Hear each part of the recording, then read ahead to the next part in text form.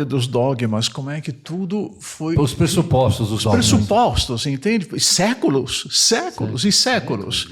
No caso concreto, nós vamos ver, primeiro, o que é propriamente esse dogma da Assunção de Nossa Senhora? Propriamente, É a glorificação corporal dela, não é mesmo? E já antecipando aquilo que é a glória celeste de todo bem-aventurado. De todo bem-aventurado. Que está reservado aos bem-aventurados no fim do mundo, quando houver a ressurreição dos mortos, eles serão glorificados no céu em alma e corpo, unidos. Sim. Alma e corpo e alma. E no caso de Nossa Senhora, isso foi bem antes. Antecipada. Interessante. O próprio corpo dela já foi glorificado. Mas vejamos bem, para compreendermos bem isto, como teria sido no paraíso terrestre, por exemplo? Se nossos primeiros pais, Adão e Eva, não tivessem pecado, eles teriam vivido, constituído uma civilização no paraíso terrestre, teriam tido filhos e netos e bisnetos e etc, etc. Se Adão viveu 900 e tantos anos aqui na Terra, imagine o que não teria se passado no paraíso, não é mesmo? Claro. Mas, a civilização poderia ser montada ali, né? Civilização perfeitíssima, uma imagem perfeita do céu. Sim. Não é mesmo? Aqui na Terra. Mas, em certo momento, passaria para o céu, em corpo e alma. Ora, São Tomás de Aquino é quem vai nos explicar isto. Um dos dons que tinha Adão e Eva no paraíso era o dom da imortalidade. Mas esse dom da imortalidade, ele é inerente à natureza humana? Não. Acho que não, né? Não. Claro, a gente vê tudo aquilo que é material é perecível. Exato.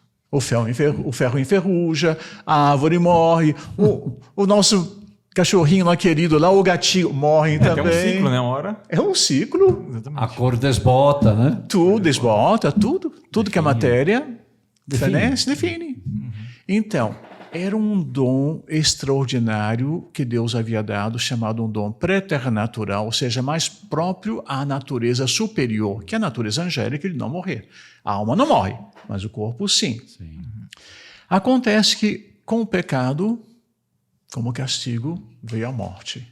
São Paulo vai dizer isso na carta dele, na epístola dele aos Romanos, que o pecado trouxe a morte. Ele vai dizer... por um só homem entrou o pecado no mundo, e pelo pecado a morte. Assim, a morte passou a todo o gênero humano, porque todos pecaram. Tal qual, São Paulo. A gente sente as doenças hoje. Sim.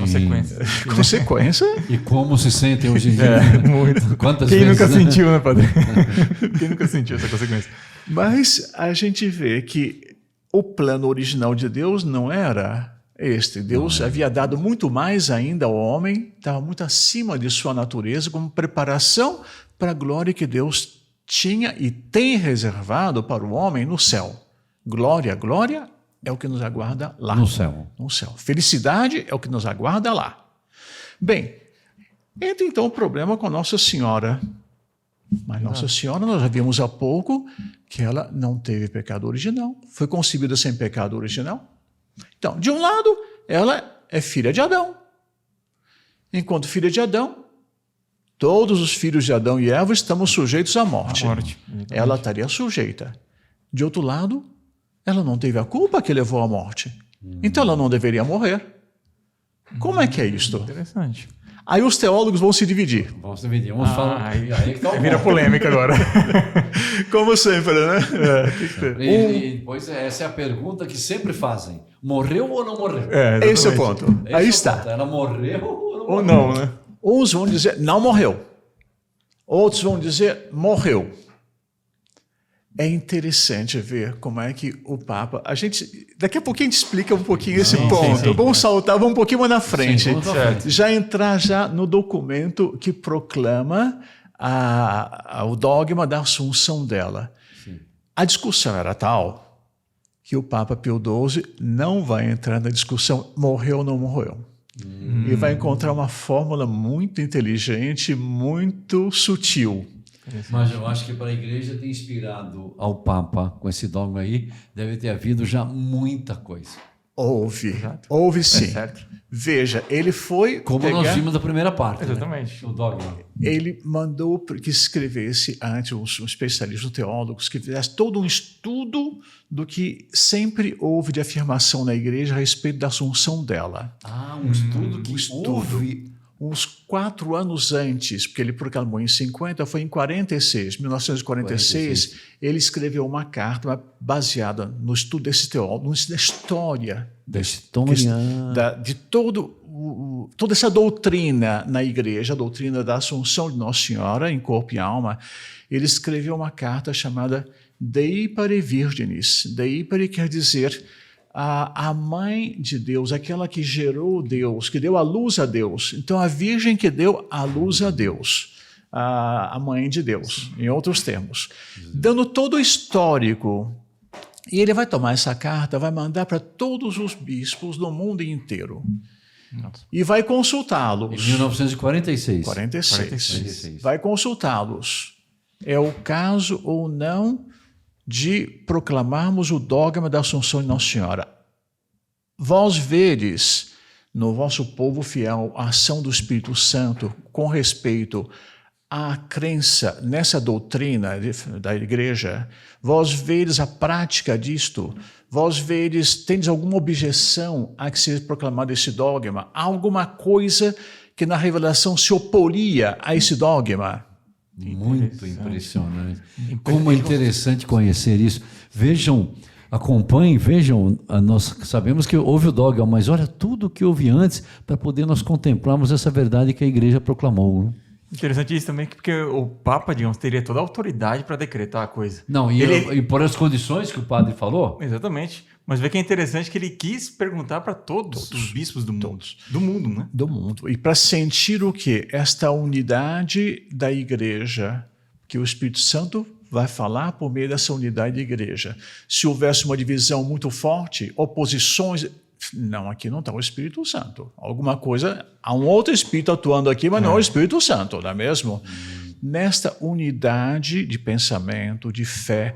E depois o seguinte, nesse estudo que esses teólogos fizeram, mostrando para ele, olha, já lá desde o século VI, que vem nos ritos orientais, já se celebrava o que eles chamavam a dormição de Nossa Senhora, que eles criam que Nossa Senhora de fato faleceu, mas tão suavemente que não houve os traumas da morte, ela não teve esses tertores da morte que nós temos, mas que ela faleceu, mas que se deu a ressurreição em seguida, e ela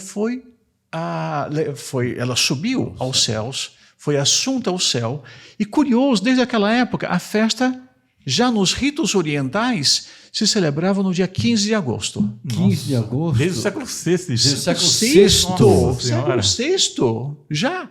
E isso vai passar para Roma, o Papa São Sérgio, no século VII, vai estabelecer já a celebração da festa da Assunção de Nossa Senhora no dia 15 de agosto em Roma. Em Roma, olha. Já passa para o Ocidente.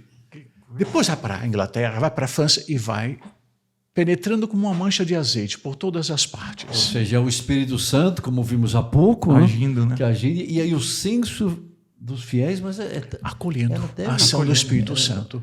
E confirmando a ação do Espírito Santo, não é mesmo? Interessante. Seria uma mais alta conveniência, né? Que ela subisse para glorificar o corpo, ela não precisa esperar o que nós vamos ter que esperar. Exatamente. Né? E aí vão teólogos explicar também, veja, ela não passou, ela não foi concebida com a mancha original, portanto o corpo dela não podia sofrer a corrupção. Não podia. Então foi uma morte muito suave. Há teólogos que comparam, mas olha, foi tão suave, tão serena, mais ou menos como as águas de um rio que entram no mar, entende? Há uma continuidade. Até que a igreja vai encontrar esse termo. Não, houve um trânsito, Nossa Senhora do trânsito, ou a dormição de Nossa Senhora. O trânsito de Nossa Senhora ou a dormição. De Nossa Senhora. Suavíssimo. Que bonito, hein? Bonito. É um tempo que, de fato, a alma passará separada do corpo. Sim. Mas logo depois retorna e se dá a ressurreição dela. E isso não está no dogma. Lembra-se que o Papa não entrou nessa Não entrou questão, nesse porque era pormenor, matéria, esse pormenor, não.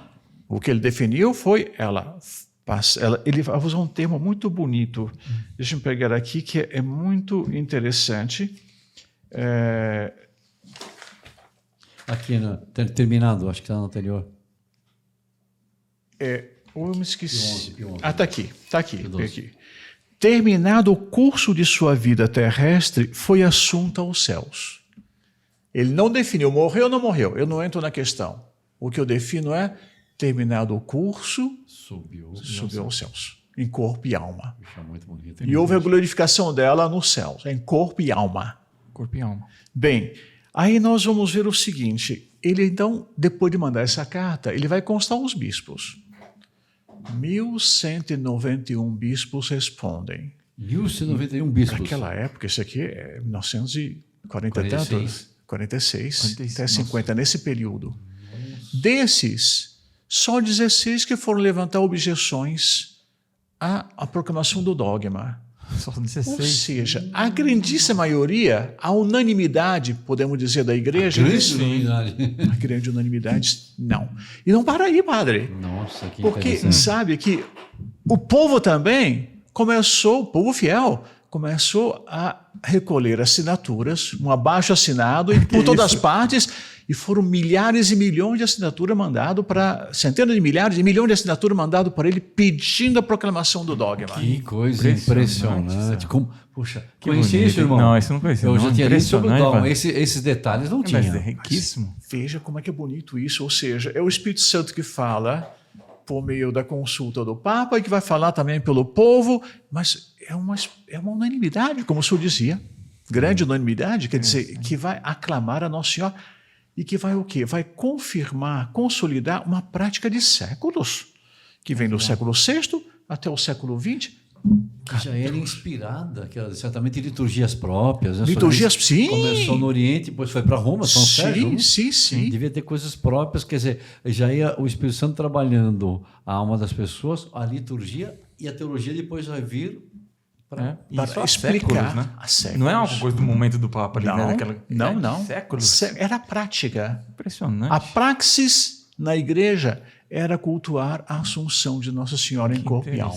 Que coisa impressionante. A gente pode se perguntar, mas então surgiu no século VI? A gente se pergunta. Os documentos que temos hoje em dia vêm do século VI, mas isso não vem de antes também. Eu desconfio seriamente de que já vem de lá. Assim como ela, enquanto a nova Eva, Maria Nova Eva, exatamente. Que como muitos teólogos dizem, toca, olha, isso aqui, sabe, isso aqui tem o perfume dos apóstolos aqui por detrás, por mais que não tenha sido escrito. Exatamente. Que provavelmente foram que assistiram essa Assunção. Sim, presenciaram. São testemunhos oculares, testemunho, né? Sim, há uma tradição que diz que Nossa Senhora, vendo que chegava o momento dela partir, mandou os anjos dela chamaram trazer os apóstolos. E até aquela lindíssima tradição também de que São Tomé chegou um pouco atrasado. É verdade. Perdeu a hora, São Tomé. São Tomé, coitado. Perdeu, já não estava no cenário a primeira vez. Pois né? Já perdeu.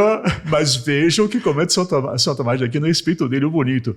Daquele dedo de Tomé, pendia daquele dedo de Tomé a salvação de incontáveis homens por toda a história. Exatamente. Nós fomos confirmados porque aquele dedo que duvidou, entende? Ele tocou, Tomé, põe o teu dedo aqui, põe a tua mão na minha chaga e creia, não seja incrédulo. Não seja incrédulo. Quantos de nós não pendíamos daquele dedo ali? Ele vai chegar tarde para... Ele ficou com a fama só, né? Com a fama. Mas tem muitos outros que poderiam estar pendurados ali. Exatamente. Ele vai chegar tarde. E chegou, Nossa Senhora já tinha dormido, tinha ressuscitado, e Nossa Senhora já estava subindo já. E chega Tomé, olha, ai, minha mãe, cheguei tarde. Vai ser o mais privilegiado de todos. Nossa Senhora vai tirar o cinto dela Já subindo, hein? Nossa. Vai tirar o cinto dela e vai jogar para ele. Foi o único dos apóstolos que ficou com Uma relíquia. uma relíquia de Nossa Senhora. Nossa, mãe, imagina. Ó, os últimos serão os primeiros, hein, padre? Dada por ela, hein? Pois é, obrigado por ela. Os últimos serão os primeiros, literalmente. Aí. É que uma lição para a gente também, porque muita gente comete faltas, a gente não tem pouca fé, tudo, e a gente pensa, Nossa Senhora vai me tratar então com desprezo, Deus vai me abandonar. Não, não, não. Aquele que chegou tarde, aquele que duvidou, foi o mais privilegiado de todos, o mais amado. Nesse sentido, foi mais amado? Mais amado. Exatamente. Claro. Foi mais amado. Que interessante, Deus, né? Deus teve ocasião e Nossa Senhora também de demonstrar com ele uma misericórdia maior. Mais especial. Apesar do... Impressionante. É, e ele ali certamente simbolizava toda a humanidade. E que né? confiança Todos devemos ter que ela também nos ajudará a subirmos, né? Por pior que seja o nosso estado, não é, Padre? Nunca desanimamos, sobretudo nunca perdemos a confiança nela. Nunca, jamais. Ela subiu e com ela deveríamos subir nós também, né? Todos nós. Mas então já ia havendo essas várias liturgias, tudo isso, né? Tudo foi trazido ao Papa, e ele então, aí sim, considerando tudo e vendo essa continuidade histórica, esta continuidade com a tradição da Igreja, que vem lá dos primeiros séculos, Como vimos. na ele nova então era. vai confirmar aquilo que já era prática na Igreja. Olha que impressionante. Ele não rompeu com o passado. Que se ele rompesse com o passado, ele estaria fundando uma nova igreja, uma outra religião. Não a igreja católica. Não. Exatamente. E incrível como está tudo vinculado a esse magistério contínuo.